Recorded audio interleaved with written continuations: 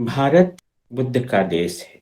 इस देश के हर कोने में, जंगल में, पहाड़ों पर, मैदान में, देश के कोने-कोने में बुद्ध ही बुद्ध हैं। लेकिन इस देश में विदेश से आए जिन लोगों ने आज इस देश की राजनीतिक सत्ता पर अपनी मजबूत पकड़ बनाई हुई है, उन्होंने सदियों पहले इस देश की संस्कृति को मटिया-मेट कर दिया।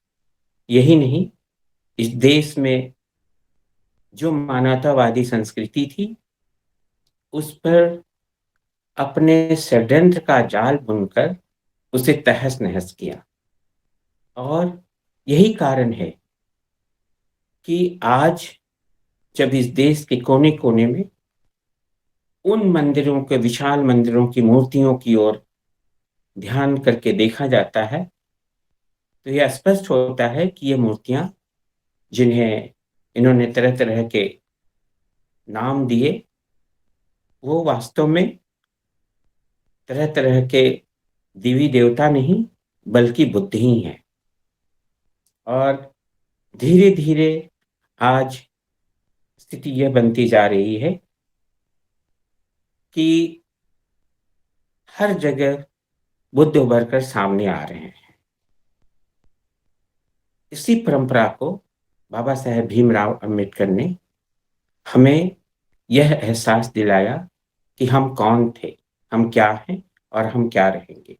वास्तव में हम बौद्ध थे, हम बौद्ध हैं और बौद्ध रहेंगे।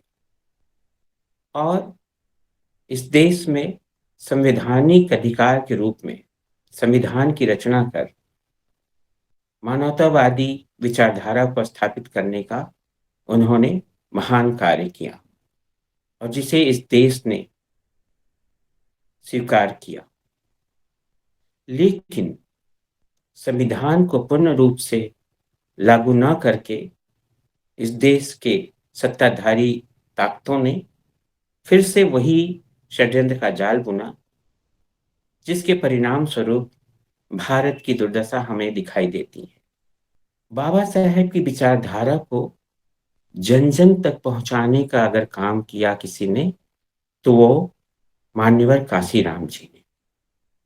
और उन्होंने वास्तव में एक बोधिसत्व की तरह, बोधिसत्व का अर्थ होता है मानवता के प्रति समर्पण, मानवता के प्रति अपना पूरा जीवन लगा देना।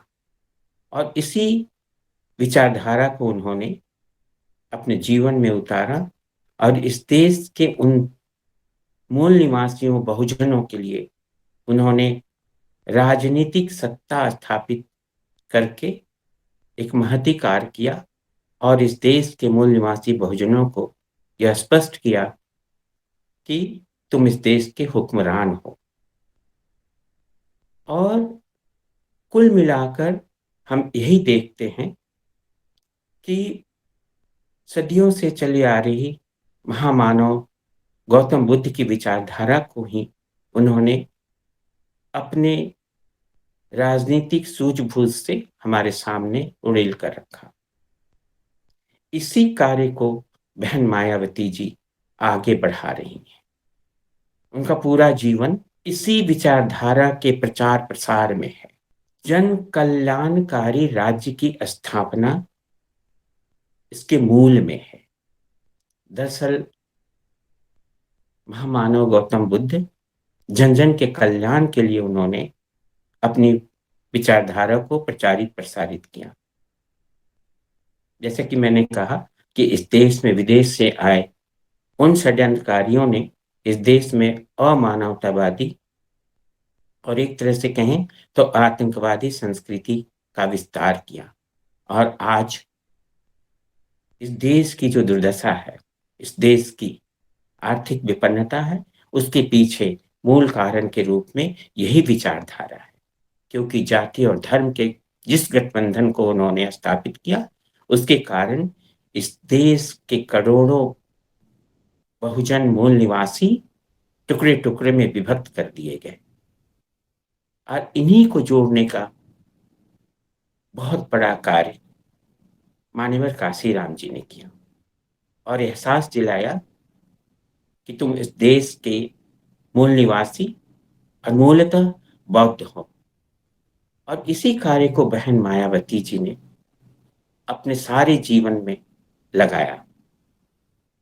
आज जरूरत इस बात की है कि इस देश के बहुजन बहन मायावती जी के आरंभिक काल से लेकर वर्तमान काल तक उनके कार्यों को, उनके विचारों को, जनता के प्रति उनके समर्पण को देखें और जानने की कोशिश करें कि उन्होंने इस देश को क्या दिया है।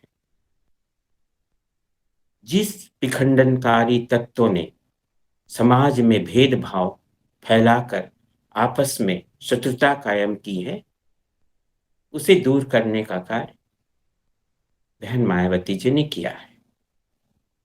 इस देश के बृहद प्रदेश उत्तर प्रदेश में, जहां से इस देश का शासन संचालित होता है, या यूं कहें कि पूरे देश के लिए यह प्रदेश एक उदाहरण है और इसी प्रदेश से इस देश पर सत्ता में लोग बैठते हैं और देश के विकास के लिए कार्य करते हैं। लेकिन मैं स्पष्ट रूप से कहूं तो कांग्रेस ने संविधान को ना लागू करके इस देश में उन जातिवादी विघटनकारी तत्वों को ही बढ़ावा दिया, जिसका नतीजा हम आज देख रहे हैं। मान्यवर काशीराम जी और बहन मायावती जी, जिन्होंने उसी बौद्ध धर्म की जन कल्याणकारी सर्वजन हिताय सर्वजन सुखाय की भावना पर आधारित अपनी विचारधारा को लेकर कार्य किया और इसी रूप में बौद्ध धम्म की राजनीति उन्होंने की।